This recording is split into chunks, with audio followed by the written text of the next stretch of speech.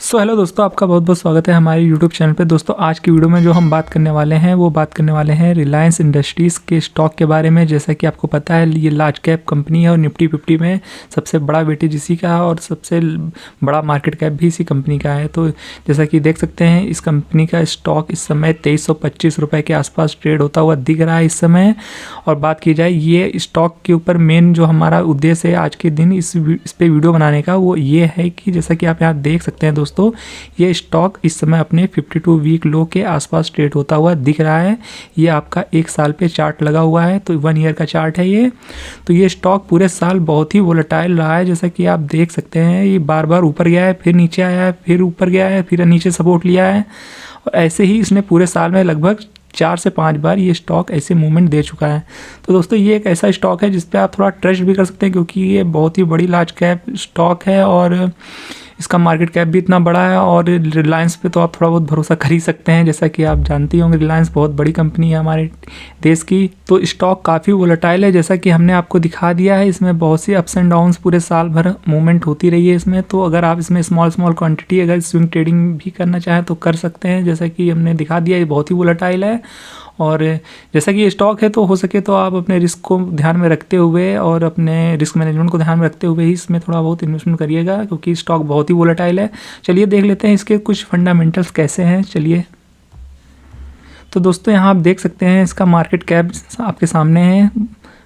लगभग 15 लाख करोड़ का market cap निकल के आ रहा है और करंट प्राइस यहाँ आपको शो हो रहा होगा। और यहाँ आप 52 वीक लो हाई और देख सकते हैं। और यहाँ पे स्टॉक का PE 24 पे है और बुक वैल्यू 1168 रुपये का है। और डिविडेंड यील्ड की बात की जाए तो 0.34% का है।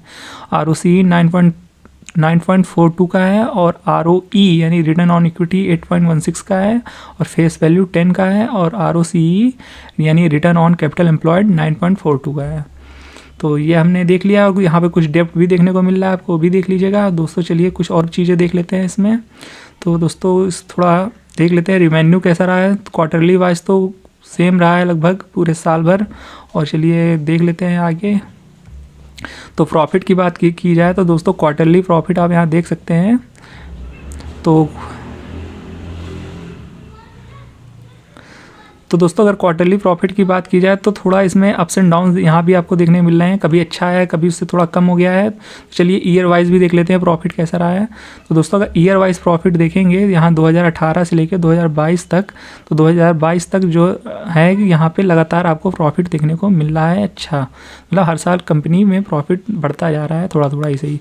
बीच में 2 साल लगभग सेम रहा था 2019 और 2020 में, जैसा कि आप यहाँ देख सकते हैं। चलिए हम आगे भी और कुछ देख लेते हैं। नेटवर्थ भी हम देख लेते हैं। नेटवर्थ में अगर बात की जाए तो नेटवर्थ लगातार हमें ऊपर जाता हुआ दिख रहा है ईयर वाइज। ईयर पे देख रहे हैं आप यहाँ पे, तो ईयर वाइज लगातार नेटवर्थ में ग्रोथ देखने को मिल रहा है। तो यहाँ तक तो ये हो गई फाइनेंशियल की बात। अब चलिए अब देख लेते हैं शेयर होल्डिंग पैटर्न्स क्या निकल के आता है रिलायंस का। तो शेयर होल्डिंग पैटर्न्स की बात की जाए तो प्रमोटर्स के पास, जो कि आज की डेट में देखा जाए तो प्रमोटर्स के पास 50% का लगभग 50.5% कह सकते हैं। तो 50.5% का प्रमोटर्स के पास होल्डिंग है। और वहीं बात की जाए FII यानी फॉरेन इंस्टीट्यूशनल इन्वेस्टर, तो उनके पास 23.43% का शेयर होल्डिंग पैटर्न है। और वहीं बात कर लेते हैं रिटेल की। तो रिटेल यानी नॉर्मल आदमी जो हम लोग ट्रेड करते हैं वो उनके पास 11% का लगभग होल्डिंग है। और वहीं अदर डोमेस्टिक इंस्टीट्यूशनल तो उनके पास 8% का और म्यूचुअल फंड के पास 5% का, जैसा कि आप यहाँ देख सकते हैं।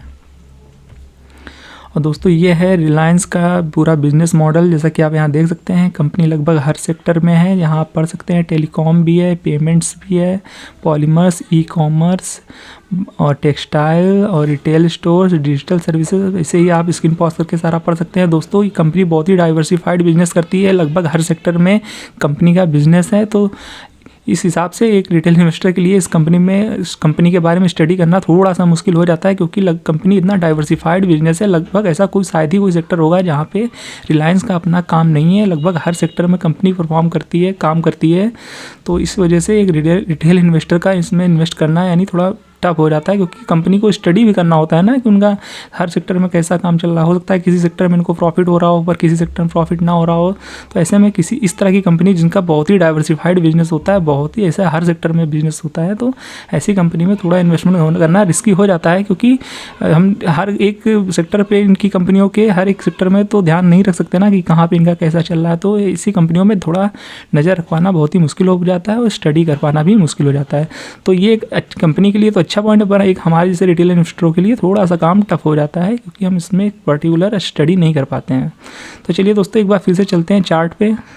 तो दोस्तों ये हम आ गए हैं फिर से चार्ट पे। तो चलिए दोस्तों हम एक साल में तो देख लिया था हमने पहले ही कि बहुत ही वोलेटाइल रहा है पिछला एक साल इस कंपनी के लिए।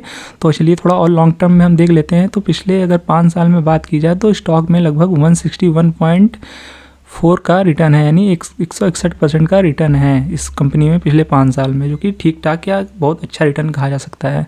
तो और वहीं बात की जाए पिछले 6 महीने में भी देख लेते हैं। तो 6 महीने में भी कंपनी में अभी 10% का लॉस ही दिखा रहा है, क्योंकि पिछले कई महीने से इसमें थोड़ा डाउन ट्रेंड ही देखने को मिल रहा है, जैसा कि आप यहाँ देख सकते हैं। और एक साल में तो हमने बात कर ही ली है। तो दोस्तों ये स्टॉक के बारे में जो आज हमने वीडियो बनाने का मेन मकसद था वो यही था, क्योंकि ये स्टॉक में जैसे कि आप देख सकते हैं हर बार ये लगभग 2300 के आसपास जाता है और स्टॉक में फिर से मूवमेंट आती है। जैसा कि एक बार 2300 पे यहाँ पे आया था, एक बार थोड़ा यहाँ पे नीचे आया था, फिर यहाँ नीचे आया था, फिर यहाँ आया था, फिर और ये फिर एक बार 2300 के आसपास हमें देखने को मिल रहा है। तो दोस्तों ये 52 वीक लो के आसपास भी है। तो मेन मकसद यही था हमारे वीडियो बनाने का कि दोस्तों आप इस पर एक बार सोचिएगा, अपने हिसाब से एनालिसिस करिएगा, अगर आपको लगे कि इसमें पोजीशन बनाई जा सकती है, क्योंकि ये स्टॉक हर बार 2300 के पास आके फिर से मूवमेंट दिखा रहा है। जैसा कि हमने आपको बता दिया कई बार ये स्टॉक 2300 के पास आके फिर ये मूवमेंट दिखाने लगता है। तो आप अपनी एनालिसिस जरूर करिएगा दोस्तों इसमें इन्वेस्टमेंट करने का। हमने इस वीडियो में कहीं भी बाइंग या सेलिंग का रिकमेंडेशन नहीं दिया है इस स्टॉक पे। तो आप जो भी इसमें इन्वेस्टमेंट करिएगा सोच समझ के करिएगा, अपनी फंडामेंटल और टेक्निकल एनालिसिस करने के बाद ही इन्वेस्टमेंट करिएगा दोस्तों। तो ये हमारा आज के बारे में वीडियो था। तो दोस्तों आपको क्या लगता है इस स्टॉक में इन्वेस्टमेंट किया जा सकता है या इसमें शॉर्ट टर्म या लॉन्ग टर्म में पोजीशन बनाई जा सकती है? दोस्तों अपना व्यू कमेंट करना बिल्कुल भी मत भूलिएगा दोस्तों। तो ये था दोस्तों इस वीडियो में, मिलते हैं नेक्स्ट वीडियो में, तब तक के लिए गुड बाय।